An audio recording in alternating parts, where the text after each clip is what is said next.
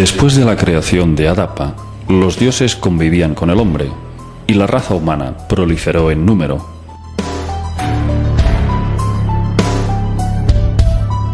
Los Anunnaki exigían más esclavos primitivos para sus tareas, pero poco a poco dejaron de utilizarlos como mineros y se fueron olvidando de las extracciones de oro para convertir al hombre en un sirviente para todo tipo de tareas.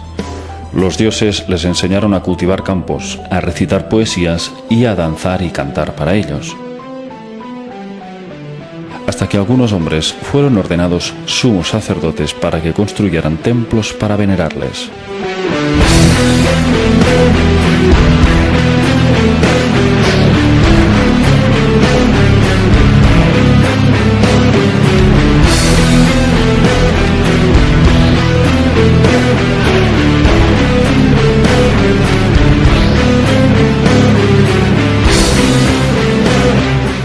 Cada Anunnaki alimentaba su egocentrismo fundando una ciudad propia para ser venerado como un dios. Todo lo que sabemos sobre los Anunnaki se lo debemos a un excepcional descubrimiento que tuvo lugar en un yacimiento de la bíblica ciudad de Nínive, la antigua capital asiria.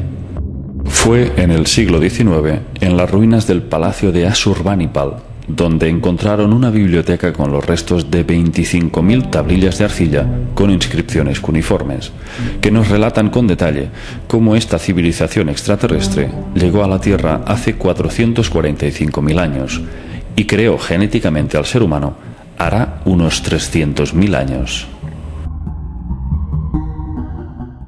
¿Quiénes eran realmente los Anunnaki? En el panteón sumerio figuran 23 dioses Anunnaki, pero sabemos que ni eran dioses, ni ángeles, ni demonios, sino criaturas con un desarrollo tecnológico y unos conocimientos sobre física avanzada, capaces probablemente de alterar el espacio y el tiempo, de atravesar dimensiones y mundos paralelos, y dotados de un potencial psíquico con el que podrían manipular las mentes de una raza inferior y convertirla en una especie esclava. Ante una civilización tecnológica como la suya, el hombre les consideró dioses celestiales con poderes para gobernar el cielo y la tierra.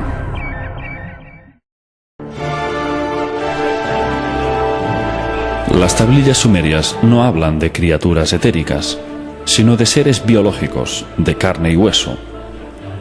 Los Anunnaki eran una raza guerrera, arrogante y con unos instintos de conquista y poder insaciables.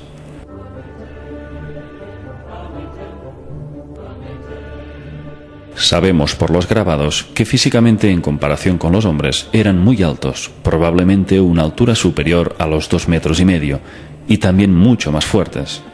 Se les representa como grandes manipuladores genéticos capaces de crear vida artificial y con conocimientos psíquicos muy elevados para jugar a ser dioses, creando religiones como sistema de control de la población, para confundir y generar guerras y disputas entre los pueblos de la Tierra. Pero, ¿qué aspecto tenían estas entidades? ¿Eran tan humanos como nosotros?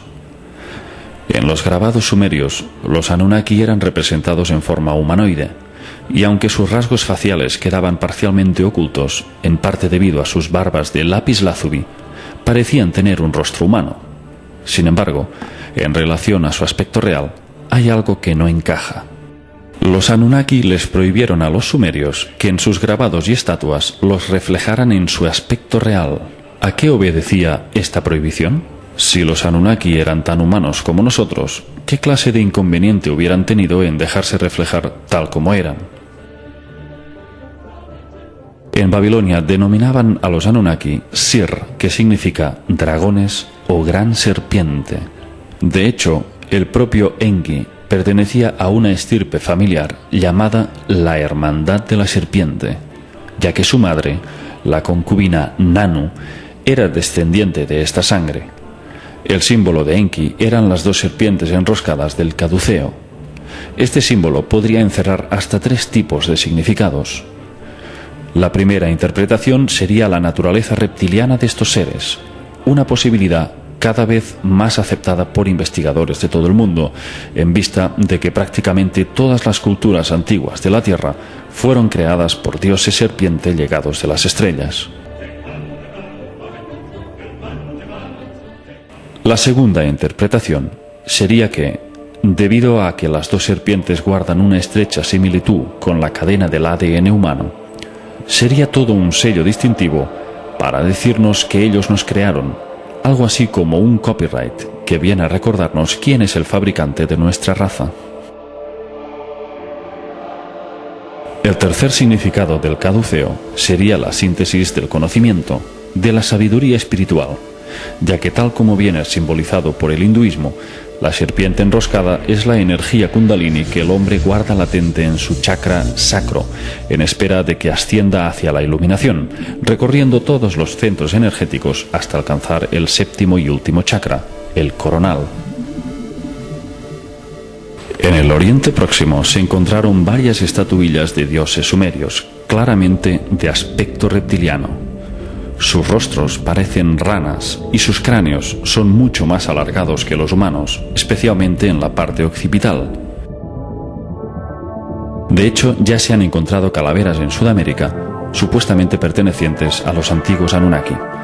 Concretamente en Perú, en el Museo Arqueológico de Lima y en el Museo de Ica, que muestran unas dimensiones craneales mucho mayores que las humanas, de tipo dolicéfalo, con unas cuencas oculares mucho más grandes e inusualmente redondas. Según el investigador suizo Nassim Haramein, estos cráneos, que él denomina cabeza conos, pertenecen a los antiguos Anunnaki y constituyen la prueba de que no pueden ser humanos. En cambio, los detractores argumentan que estas deformaciones forman parte de rituales de algunas culturas para parecerse a los dioses, especialmente en el antiguo Egipto. Para ese fin, utilizaban tablas o cintas de cuero pegadas al cráneo desde el nacimiento. El niño sufría una compresión craneal continua que podía deformar la frente, los laterales o la nuca. Pero sabemos que nunca podría modificar la capacidad craneal en centímetros cúbicos. El proceso podría deformar el hueso, pero no aumentar su volumen. Eso sería del todo imposible. Y la prueba de ello es que los cráneos humanos encontrados que realizaban estas deformaciones no se parecen en absoluto a estos llamados cone heads, cabeza conos.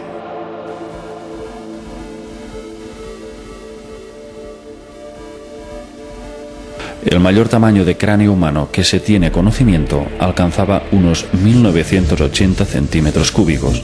Sin embargo, algunos de estos misteriosos cráneos alcanzaban un tamaño de unos 3.200 centímetros cúbicos, una diferencia importante.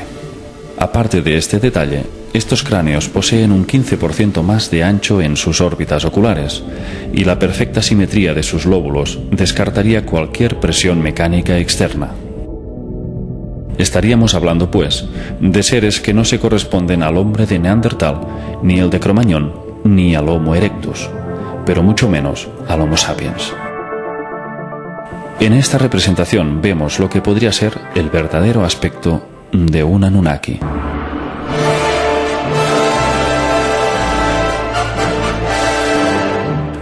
Según las tablillas, eran seres territoriales, belicistas y tremendamente ritualistas. Se regían por la numerología y realizaban sacrificios humanos y animales en fechas señaladas como parte de un ritual de invocación hacia otras dimensiones.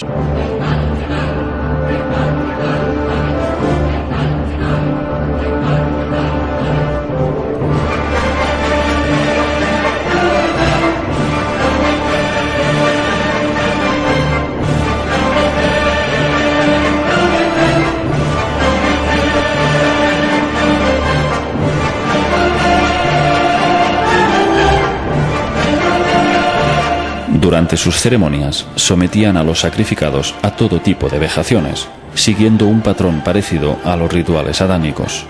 Les hacían comer y beber excrementos y les torturaban hasta el límite de sus fuerzas, para generarles un estado de pánico total. De este modo obtenían una energía de la que se alimentaban. Circulan ciertas teorías de que bajo un estado de pánico estos seres se beberían la sangre del sacrificado para absorber el estallido de adrenalina que con el miedo se propagaría por el torrente sanguíneo, y eso les produciría un gran placer.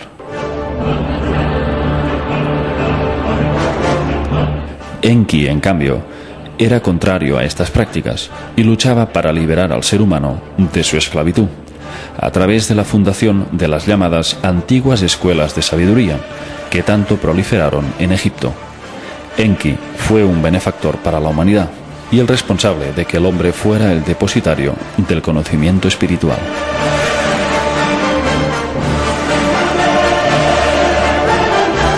¿Fuimos visitados en el pasado y posteriormente creados genéticamente por una raza de reptiles humanoides?